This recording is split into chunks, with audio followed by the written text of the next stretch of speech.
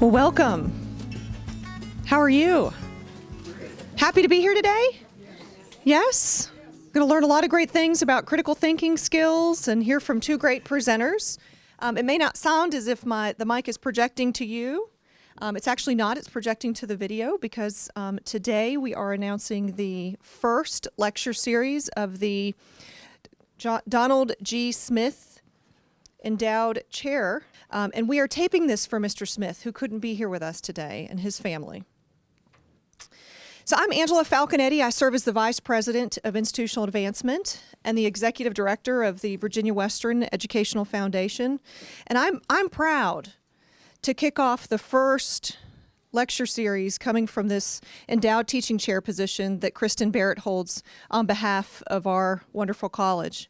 I'd like to take a brief moment to introduce Mr. Jim McCadden, who is the chairman of our local board of directors, and also Mr. Ed Hall, who is a past president of the Educational Foundation, and also serves as the chair of our Scholarship and Grants Committee, both of whom, and specifically Mr. Hall, involved in coordinating with Mr. Smith throughout the course of his involvement with our Educational Foundation Board of Directors. This endowed teaching chair position, as I mentioned, is in honor of Mr. Don Smith, who is a board member emeriti of our Virginia Western Educational Foundation. And for you students who don't know, our Virginia Western Educational Foundation is a nonprofit. We are a 501c3, and a wonderful donation was given to our Educational Foundation in honor of Mr. Smith and the impact that he has had not only on the institution but also with his service with Steel Dynamics. As I mentioned, since he could not be here today, we're taping this for him, but he wanted to express his enthusiasm and his support of this lecture series, and in particular of Kristen, who is, again, the faculty member who is the first recipient of the endowed chair position. The Donald G. Smith Endowed Teaching Chair was initiated by a $100,000 gift from the Merchant Bar Products Division of Steel Dynamics, thank you, in honor of Mr. Smith. Formerly Roanoke Electric Steel, a company that Don led for 19 years. It's amazing, think about that, 19 years leading a company. It is fitting that we kick off this lecture series with the leaders from the Roanoke Bar Division Steel Dynamics, specifically good friends of our institution, Mr. Joe Crawford and Rusty Plummer, whom you are going to learn more about momentarily because Kristen is going to introduce them. But as I mentioned, I had the pleasure of introducing Kristen today, who is an outstanding faculty member. How many of you actually take her class or in her class? Is she outstanding? Okay, better say that because she's right in front of you, right? That's where extra credit comes in. No, I'm just teasing. She is outstanding. For you students, she's really, for you to know, from my perspective as vice president, she's really leading the way for the faculty with regards to critical thinking skills and being the recipient of submitting a proposal and being the recipient of this lecture series. So Kristen, thank you so much. I know that Mr. Smith would be very proud to meet you and to see your work, and we're hoping that as he receives this at home, that he and his family know how much at Virginia Western we still sincerely, Mr. Smith, regard you and miss you. Kristen. Thank you. Thank you.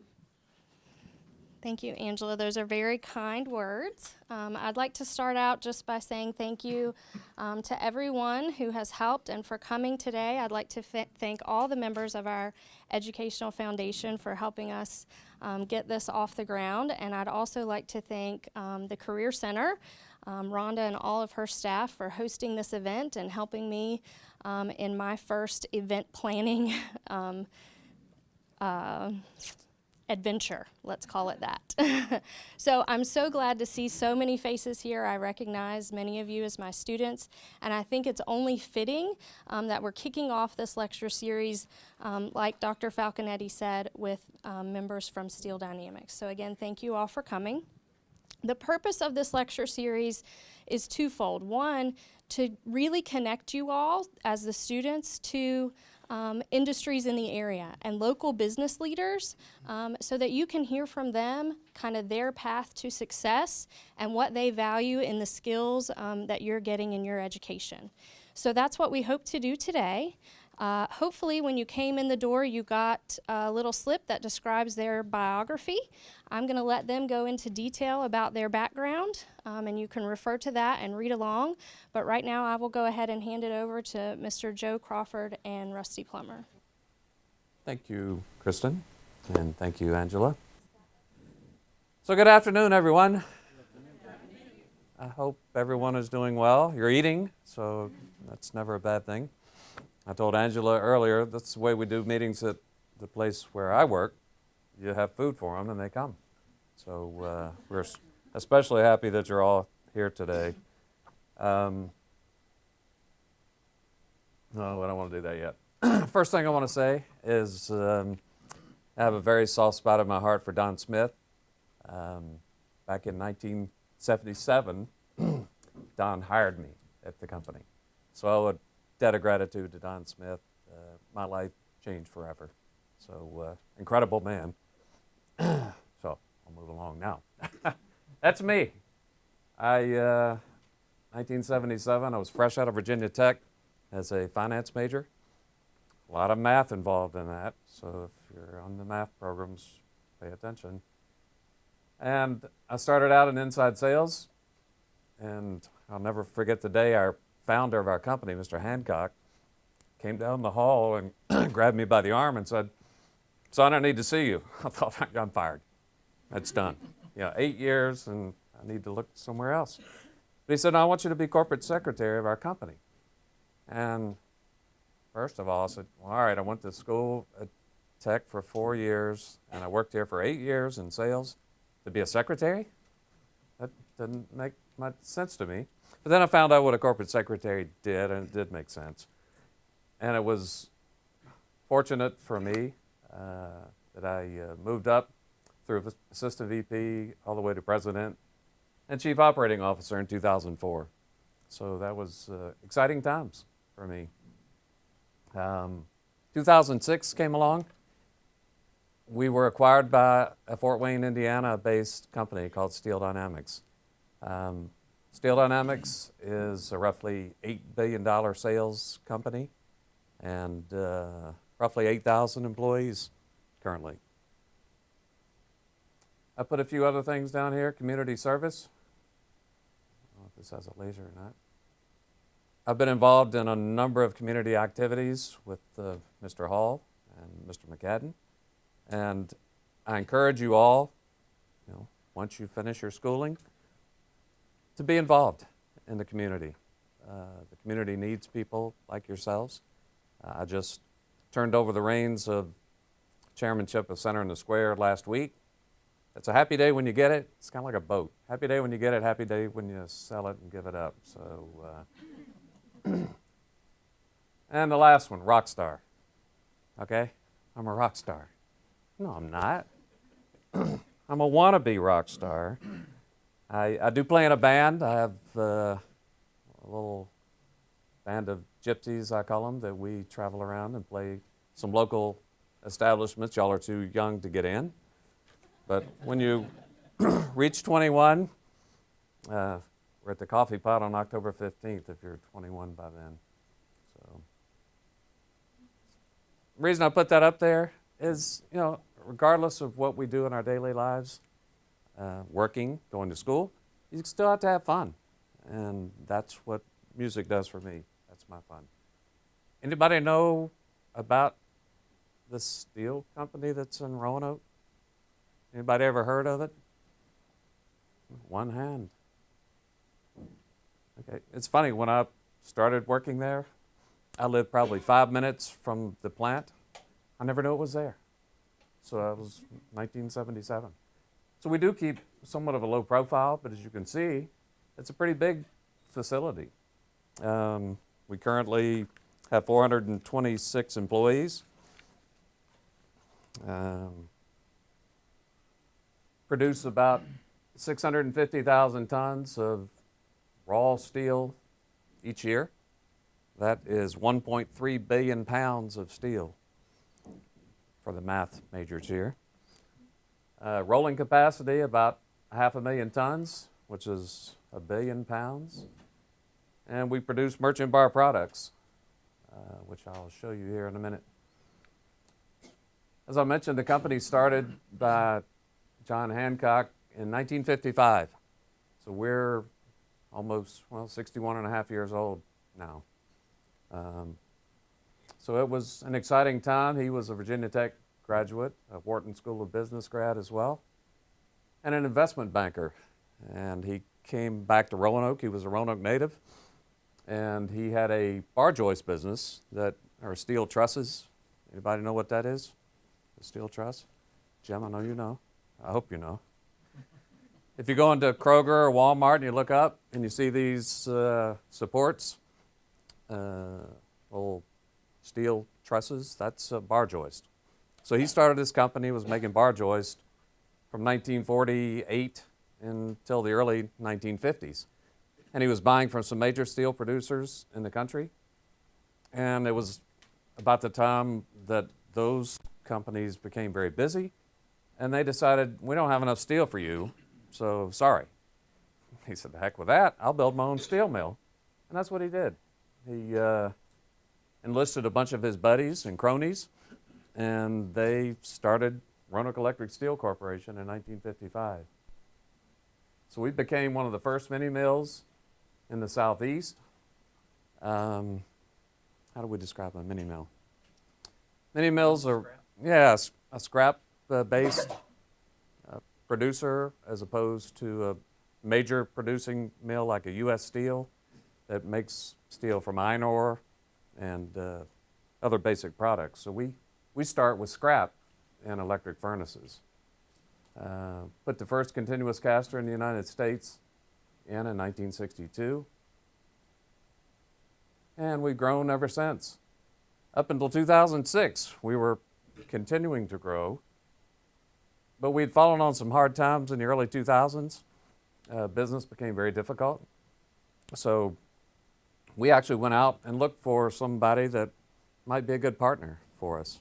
And we found Steel Dynamics in 2006. This is a little description of the products that we make. Most people are familiar with the one in the lower right, rebar. So a lot of your buildings here have rebar in them. But also we make angles, channels, flats, squares, and rounds. Anybody want to buy any steel? Times are a little tough right now, so we could use an order, Jimmy. No? Not today.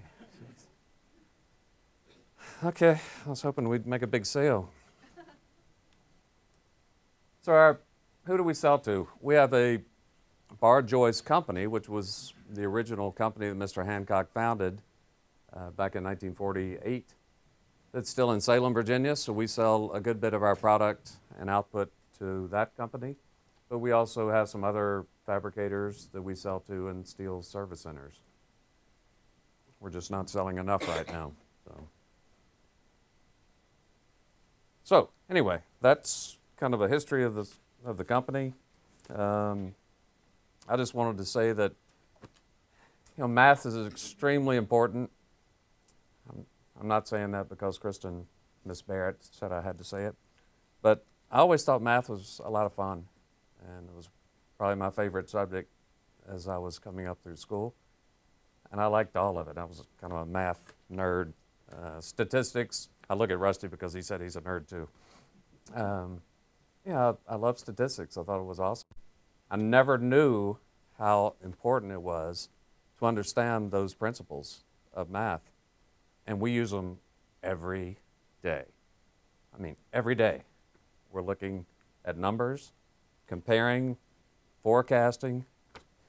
I can't overstate how much math is important. So if you're into math programs, study hard because it's going to pay off. So with that,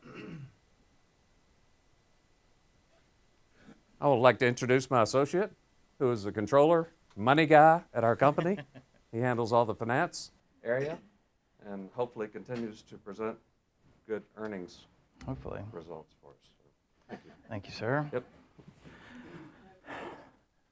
My name is Rusty Plummer. You can laugh. It's okay. And that a great name? Go ahead, get it out of the way, laugh, get it out. And I hired him like 2 years ago, in spite of that funny name.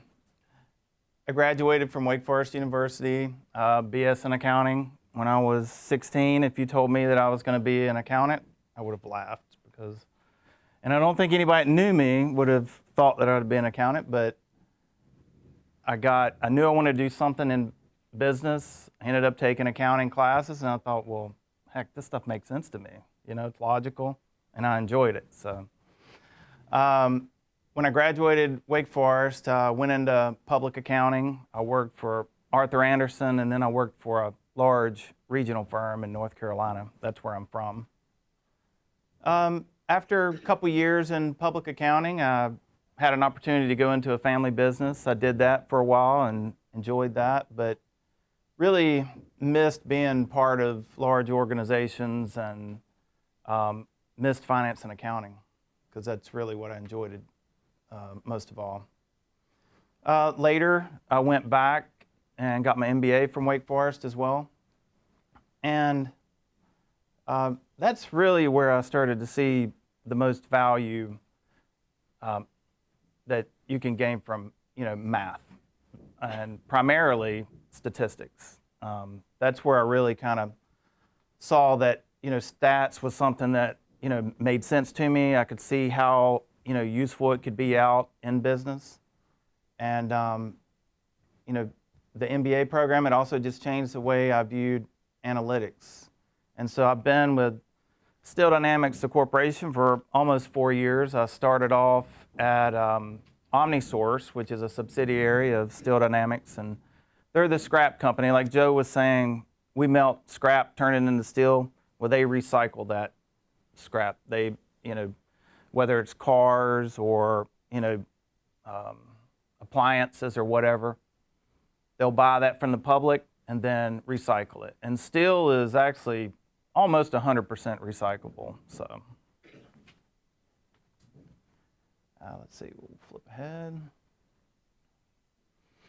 So, math is used in all areas of business. I mean, it really is something that, even sales.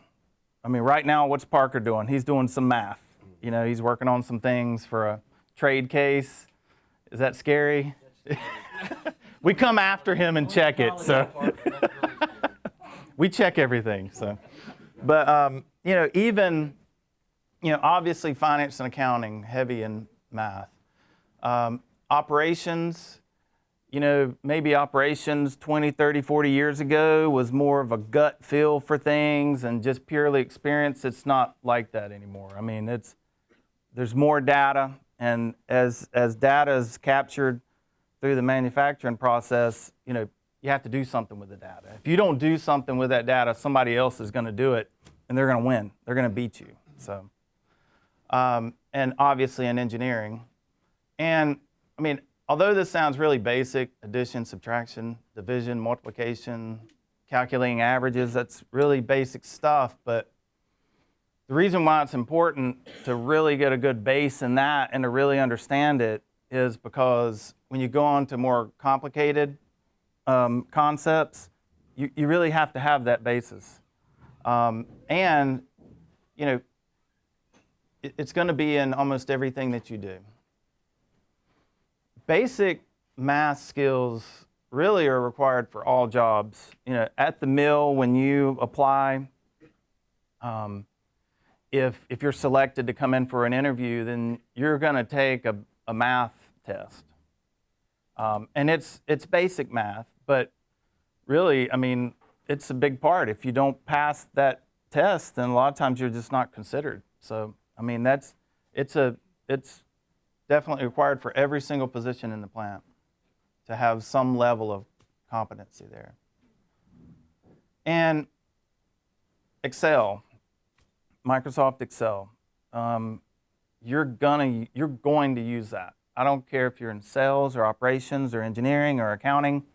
As an accountant and finance person, I live in Excel. But as the years have gone by in my career, I've seen that other areas that were kind of hands off and kind of dependent on the accountants to do it. It's not really like that anymore. I mean, everybody's expected to be able to use Excel.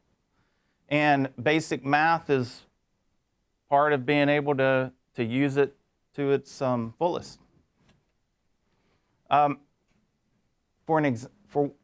one example would be order of operations. Anybody remember that? It's important because when you're creating Excel formulas, you got to know where to put the parentheses. I mean, you put them in the wrong place, you get the wrong answer. So, I'll call you and get you to do it for me. That works. Don't let him fool you, folks. He's a mathematical genius. But anyway, in Excel, same thing. If you're gonna have to know understand the basics, and you're gonna have to understand how to build a basic equation. It sounds fancy equation, but it's really simple. But to build your equations in Excel, you're gonna have to understand how to build a mathematical equation. So, and also say for an example like the if function, that's something in Excel that's very useful. Once you learn how to use it, you'll find all kinds of things that will make your life much easier if you can use that tool, and part of that is understanding equations. Fractions, decimals, percentages. If somebody says, hey, I need to know, the other day, Joe and I were sitting there and it's like, okay, we got to take 93% of 75%. Well, you got to know how to do that. And it's basic stuff, but it's important. And the other thing, on top of just being able to do it, having the confidence, knowing that you can do it. I mean, one of the worst things that can happen, and I've done it, I'm sure Joe's done it plenty of times, you're sitting in a meeting with somebody that you're trying to impress, and you get, something like that, and you kind of panic because you're not 100% sure on it. Those are things that affect your confidence too. So, algebra. Did I enjoy algebra when I was in high school? Do I look like I enjoyed algebra when I was in high school? No, I did not. Okay, I was a literature guy. I don't know how I ended up being an accountant, but what's funny is that I did not love math when I was in high school at all. And it wasn't that I didn't understand it. I'm not known for my patience. So I did not have the patience to sit and try to remember all the steps to, solving equations and such. But later in life, as I went through college and definitely as I went back and got my master's, I realized that it's something I actually enjoy. And, I wish I'd put more time into it. I've caught up, but, the point is that, just because you might not be feeling math right now, as you grow older, you may warm up to it. It may be something that you find that you're really good at. But just take algebra. I mean, everybody says, I'm never going to use algebra ever again after I get out of these math classes, right? Do a lot of you feel that way? You've heard that, at least? It's not really true. So I'll give you a basic example. I mean, in business, you're constantly backing into numbers, okay? So, an example, your supervisor asks, how many hours should we run today in order to produce our goal of 8,000, we're not going to say widgets, we'll say tons of steel, okay? I wish we could do 8,000 a day, but it's okay. Yeah, we'll figure that one out. So in order to do that, you've got to, even though you don't know that you're doing this, you're using algebra. You're building an equation. You have to, first step is to basically say, okay, how many tons can we produce a day? So you're going to go back, you're going to do some math, some addition, some division. So you come up with 800 tons an hour. All right, well, my equation here in step 2 is X hours times 800 tons is 8,000 tons a day, because that's what that's what we need to solve for. So you go through the step, you're basically going to divide both sides by 800, and you end up x equals 10 hours. And I double checked that, so it is right. But it's algebra. And that's a super simple example, but it just shows that, having the confidence to be able to build equations and really think it through like that, it's definitely a skill that will benefit you through your career. Statistics, probably my favorite area of math. I would say that a basic understanding of stats is really critical if you're going to be involved in business and really almost any career today. I mean, we live in a environment that day after day after day, we're just capturing more data. Whether it's through, say at the plant, we're putting in PLCs that basically, it's going to measure different factors throughout the manufacturing process. So all those little bits of data, they're important. But even in your personal lives, you think about it with computers, the ability to capture almost unlimited amounts of data, it's just growing daily. So no matter what you do, you're going to run into stats. So average, the mean is basically an average. But what is it?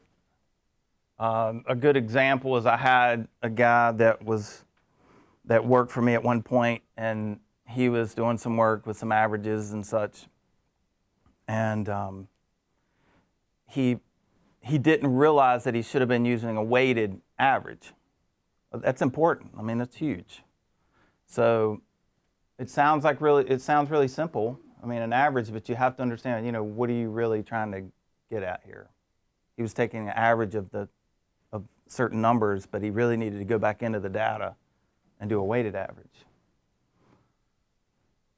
Standard deviation, really all it does is measure how dispersed the data is. And it gives us more information about a mean. If you say, probably should have had an example, but okay, we'll use Wake Forest as an example. I'm making this up. What's wrong with Virginia Tech? We'll use Wake Forest. So if you told me they lost by an average of 7 points per game throughout the season, doesn't sound. Glad you used them now. It doesn't sound too bad. You notice I said lost. But the point is that 7, they could have lost by 30. They could have, 1 week. They could have won by, 10. It doesn't tell you a whole lot about, the mean doesn't tell you a whole lot about the data itself. Standard deviation gives you more information about the mean. Percentiles, we hear it all the time. Somebody says, okay, you're in a 75th percentile. What does that mean? So that's one that it's just important when you're reading, whatever it is, whether it's a news article. You see that in news articles a lot. Understanding what exactly that 75th percentile, what that means. Correlation, you hear that a lot. People say, these two things are correlated. To what degree are they correlated? That goes a little beyond just their basic understanding of correlation between things. And you always have to remember, correlation does not imply causation. Just because two things are correlated doesn't mean that one causes the other or vice versa. Regression. I remember when I was in college the first time, and I took a stats class. This was a few years before you just used Excel functions, so we were doing it all by hand, which didn't work out very well for me at the time. But I remember thinking, when am I ever going to use this? I'm not going to use this. I'm doing this because I have to take a stats class, because if I want to be an accountant, I have to take this. Well, Joe will tell you, do I talk about regression a lot? Only every day. It's probably one of my most favorite things to use in business. And I'll give you an example of how we used it. What it does, it's important because it helps you understand the relationship between two variables, and it's can be used to forecast, and that's what we've used it for. So if you're in finance, you're definitely going to have to, learn how to use regression and understand it. But it's important for everybody, because I'll just give this example. So we have a project that we're working on, pretty significant project. And so we, created a proposal, and what we basically did is we built a financial model of the plant before and after, say an expansion. Well, the changes in volume of steel that we were going to produce was going to change significantly. So without getting too far into this, basically to estimate some of our cost items that responded to changes in volume, we used regression equations. And what that did was it helped us model out the financials for our plant before and after this expansion. And it's really it gave us the ability to use purely historical data. And that was something when we started the thing, I was really hoping that I could just use historical data, not have to go in and create, just use my own judgment. I didn't want to do that. And so we used historical data to build equations that estimated cost beyond volumes that we had really operated at in the past. So when you think about regression, and you kind of visualize it looking at, if you're in stats, you'll know what I'm talking about, scatter plots. So when you look at that regression line, it can be used to estimate. It's showing you the relationship, but it's also letting you estimate. So that's really what we used it for. And it worked out really nicely, and I believe it's going to be pretty accurate.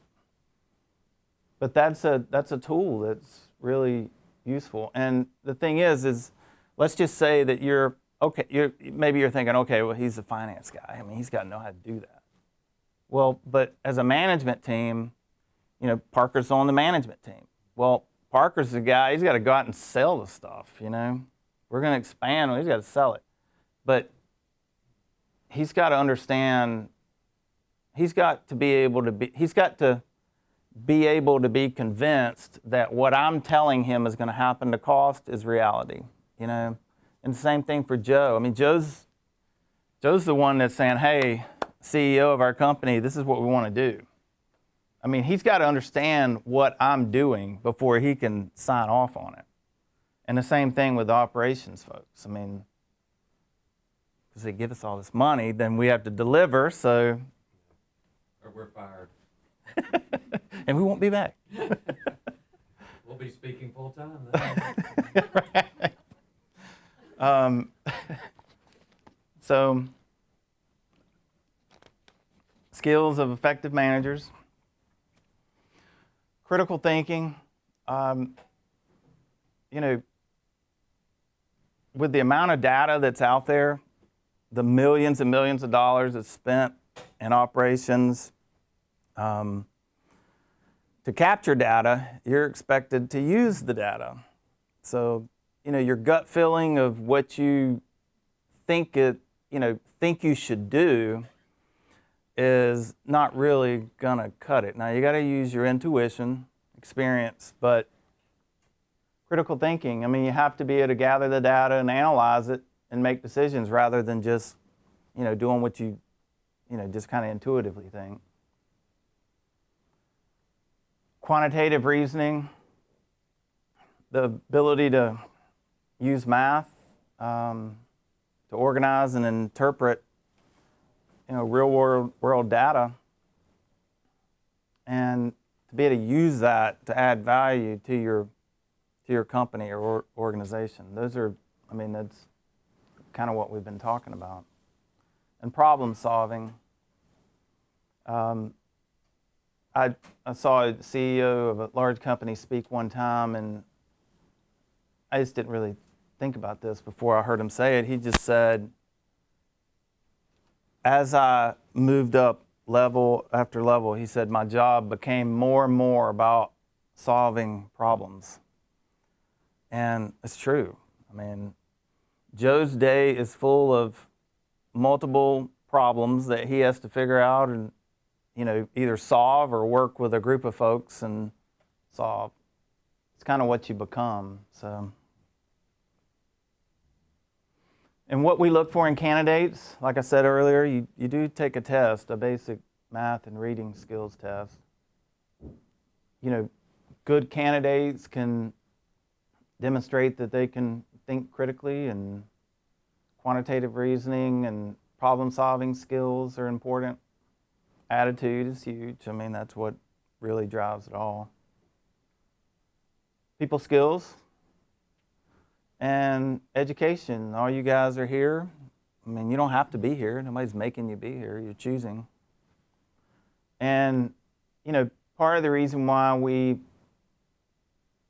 really value education is because, first of all, we expect everybody to bring something to the table. I mean, we want people to come in with new ideas and new skills and, teach us things. And also it demonstrates the ability to set and achieve goals. I mean, you guys have to plan your days out.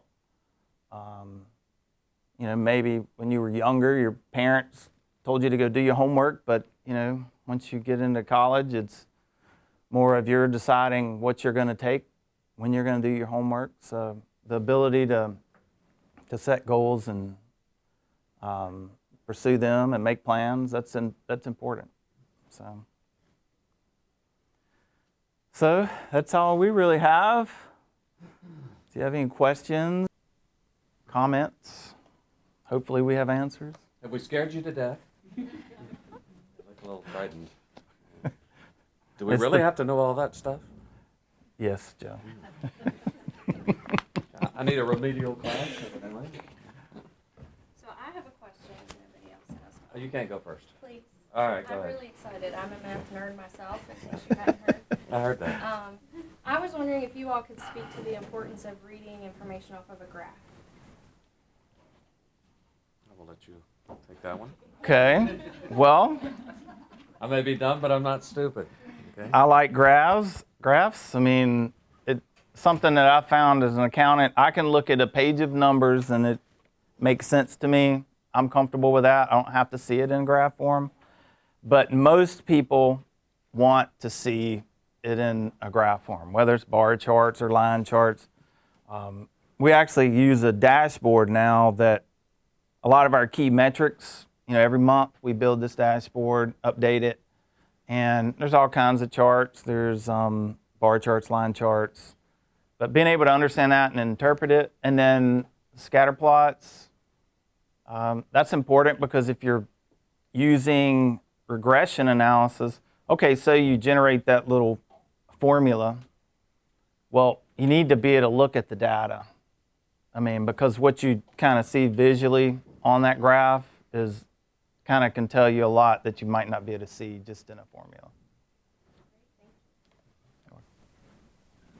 I have a question. For your, I would imagine in the production part of what you do, there's all kinds of more physics-related, vector-related, geometry-related. Can you speak to some of that side of the house? Well, you're exactly right. There is a lot involved. As Rusty and I've mentioned earlier, we start with scrap metal. So there's a lot of different compositions of scrap metal out there.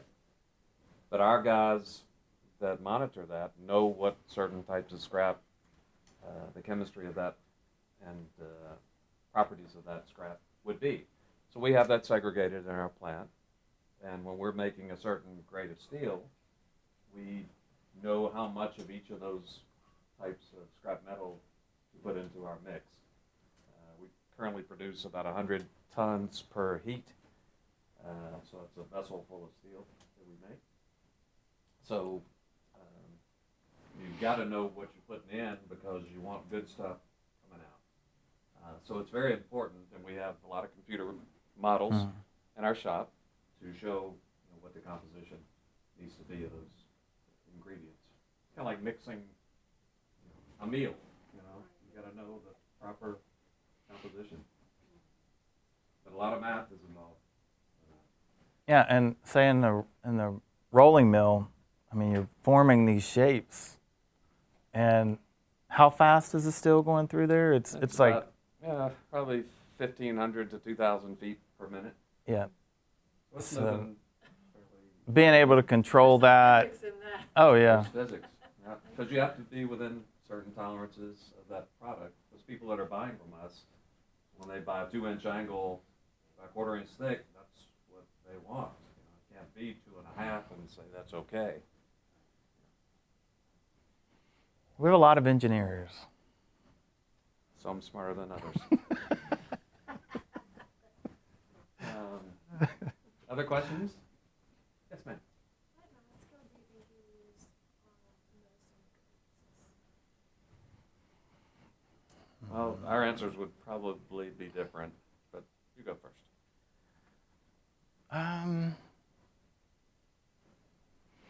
Other than the pure basic skills, because you're constantly adding, subtracting, and I would say lately I've been thinking as more on a stats side, just because, something that's really important for us is to be able to predict where our cost is going to be. For instance, if Parker comes to me and says, hey, what if we did sell 3,000 more tons this month? What's that going to do to our costs? Well, I have to think, that's almost part of that model is stats based. So I would say lately that's what I've been kind of focusing on. I use a lot of percentages. Yep. Calculating percent increases, decreases, portions of our output, what percentage it is. So when my CEO calls and says, what did you ship of this month? I need to be able to tell him that. So you need to know how to figure percentages. Yeah. Other questions? Anybody back in the back awake? Carolyn, you awake back there? Okay. All right. Yes, ma'am. Just a week for Rusty. I'm actually considering when I transfer to major in accounting. Okay. Is there like any kind of advice that you would give as far as going through the process of learning? And, accounting, I would say, just spend the time, or like early in your, like when you take principles of accounting, really spend a lot of time early on, because really, if you take what I learned in principles of accounting, the first 2 classes, I use that more than I use intermediate. Managerial accounting, I use a lot of that because we're in manufacturing. But I would say really, really work hard early, because once you kind of get it, it makes sense. But if you're kind of teetering and then you get into some of the more complicated stuff, it just makes it a lot more difficult. So if you work hard early, you'll be fine. I will say that I was one that teetered. I started out and I thought I wanted to be an accountant. And I teetered over to the finance side, which I thought was easier. So I have another question on careers. What might you suggest would be good careers for people that enjoy math? that's outside of the, the accounting that you're talking about, that kind of thing? What are some of the other ideas? I think some people struggle, they're strong in math, but what do I do with math? Well, what are some of the out there kind of things? with engineering, when I was younger, I remember thinking, okay, well, you're an engineer. Like, there's one or two types of engineers, but I mean, there's so many things that you can do as an engineer. There's electrical engineers. You've got, software engineers. Mechanical engineers. There's a lot of different Chemical, things you can do. environmental. There's a wide variety of, day-to-day job duties for those folks. Some of them are going to be sitting at a computer all day, and some of them aren't. If you look, like, say, in our company, you look at a lot of the senior people, they're engineers. They're CEOs, VPs. When you're in manufacturing, and also I think I read an article recently. It was talking about the number of CEOs today that were engineers. It's just growing, and part of it is because, everything's, data related nowadays, and so the engineers, they get it. But just about every position in our company deals with math in some manner, whether it's in HR and payroll, Yeah, that's true. accounts payable, accounts receivable, purchasing. It's all math. You've got to have the basic math skills to be able to accomplish that. And one other thing I would add, you've got to have good communication skills. So, don't hesitate to try to improve that if you need to. When people come to interview with us, that's one of the most important things. I wouldn't say over math. Math is Right. still important. But communication, being able to talk to people, look people in the eye, and be able to have a conversation. It's extremely important. So remember that when you're interviewing for your jobs, look them in the eye. It's important. Yes? In regards to critical thinking, and you mentioned data that you have to rely on to make those critical thinking procedures. So where does that data come from? Is it all internal? Is it a mixture of external, internal? You'd say it's a Do you have to mix. pay for it? Well, say in our company, we just sort of finished putting a new system in. Took forever and millions of dollars. A new operating system. So, If you ever get a chance to put one of those in, pass. yeah. So we just kind of finished that process. But, systems that you implement today, they're focused towards generating data. It's kind of up to you what you do with the data. And we have systems in the plant. Everything's computerized in the plant, so anything that's computerized, you can capture data from it. And so that's kind of part of it, is that being able to look at raw data and decide what's important, what's not important. That's a skill. It's something that you learn over time. We've been in business for 61 years, and we've got a lot of data over those years that we've captured. So it's manipulating it with the tools that we currently have. It's back in the 40 years ago, it was a different deal. You had a lot of numbers then, but it was tough to put them together. Now we have the programs, and we're looking at a system for our rolling mill to better capture information. So we're always trying to better capture what we're doing today, so it will help us tomorrow. But most of it, I would think, comes internally. Yep. Yes, sir. You mentioned earlier that you had some catching up to do with your math when you got to college. Can you talk a little bit about that? What the process was like catching up to you when you got to college and how you did that? Well, a lot of my catching up happened right before I went back to get my MBA, because I knew it'd been years since I'd sat in a formal math class. And so some of that was just, mean, I'm kind of a nerd, so I mean, it's not uncommon for me to read a textbook, you know, as an adult. So it's kind of what I did. And, you know, now there's so much. If you look like online, the Khan Academy, I used that. I mean, when I went back and got my MBA, one of the first classes I took was a heavy stats class or analytics class. And so I got on Khan Academy. You know, the things that I would read in the book and go, okay, I'm like 90% there, you know, I'm not getting it. This guy, I think he was an investment banker. He just started making videos now. It's, you know, really popular, and he explains it really well. So, I mean, I use textbooks and online resources, and, you know, I mean, you kind of, if you learn the basics years ago, you can catch up pretty quickly. But I kind of, early on in the MBA process and before I even went back, I kind of started that process. K-H-A-N. Yes. He's really good. I mean, he's a smart guy. He can teach.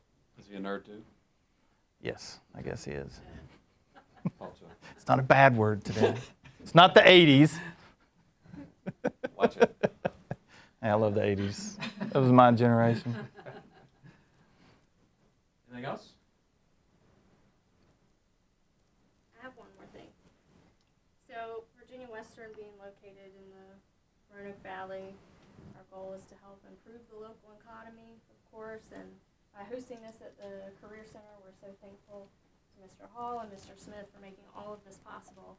We would love for there to be some connections to help our students transfer into the workforce here in the Valley. And so I was wondering if you all could speak about any job shadowing, mentoring, or internship opportunities that you might have, and what majors would feed into those. Well, we haven't done much job shadowing in the past, but I would say that we're not averse to it. So we want to strengthen our ties with Virginia Western. We participated in a couple of the job fairs earlier. Who was I talking to? Yeah, and it's not a job fair. What is it? Technology Summit. Technology Summit. Yeah, October 7th. So we have participated in that in the past. We have a tremendous resource here with this college for future employees of our company. And if you came to our company and took a tour, which I would encourage you to do at some point, you're going to find a lot of employees, kind of like me, a little older, and that have been with our company a long time. Those people are starting to move out of the company. They're retiring and enjoying the rest of their lives. They weren't going to work in the steel company every day. So there's an opportunity for new people to come in. And it's really a great opportunity right now. So, you know, we want to make the connections. Internships, we do that already. Mostly summer programs that we have. What else did you ask? Job shadowing and mentoring. We just talked about that. Yeah. So we're looking to do all of those things. So we just need to have the proper connections to be able to make it happen.